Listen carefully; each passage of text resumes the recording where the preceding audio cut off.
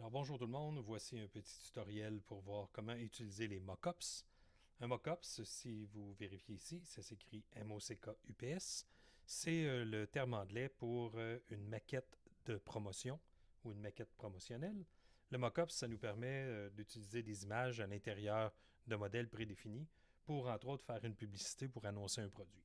Si vous regardez l'exemple que j'ai mis ici, si je clique longtemps dessus, vous allez voir 16 mockups différents.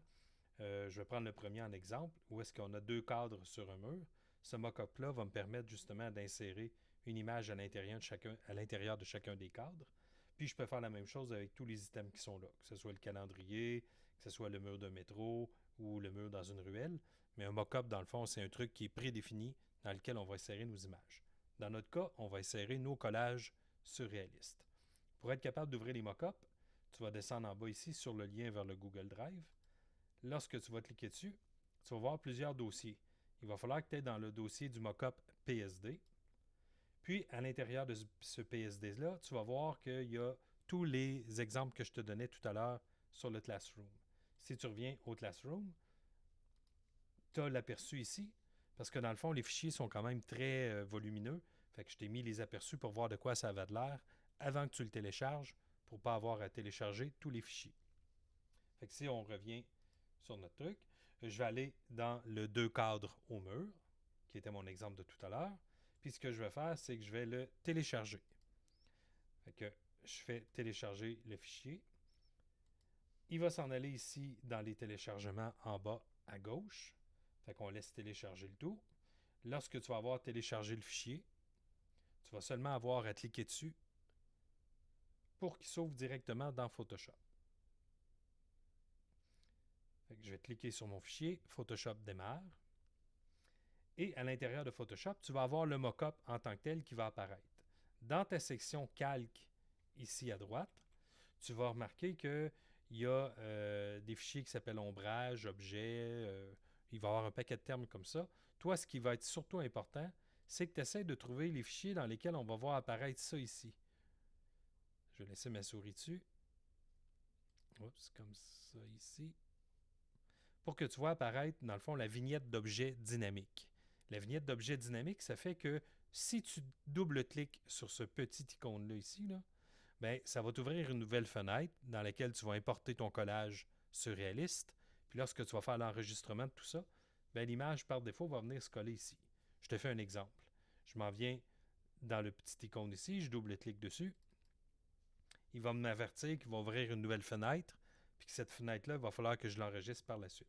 Fait que je fais OK. S'il me demande d'enlever le profil de couleur, tu peux dire OK. Puis là, ben, on voit la fenêtre qui est ici. Cette fenêtre-là, dans le fond, si je viens cliquer dans mon autre fichier, c'est le cadre de gauche. Fait que je m'en viens dans la fenêtre ici, puis je vais aller importer l'image que je veux avoir.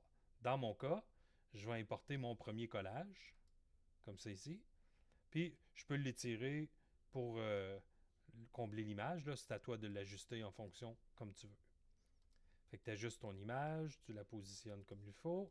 Puis lorsque c'est correct, c'est super important de venir ici aplatir ton image.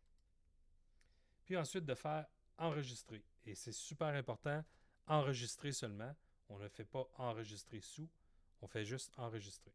En faisant ça, si je reviens sur mon image de départ, mon mock-up, ben, tu vas remarquer que mon image que j'ai enregistrée vient de s'insérer automatiquement dans le cadre.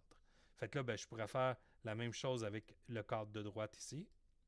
Venir chercher l'icône de ma vignette d'éléments dynamiques. Je clique dessus, il va me dire qu'il ouvre la fenêtre, on enlève le profil de couleur, puis on a la deuxième image. Fait que dans ce cas-ci, je vais venir importer mon deuxième collage que je vais ajuster à mon image.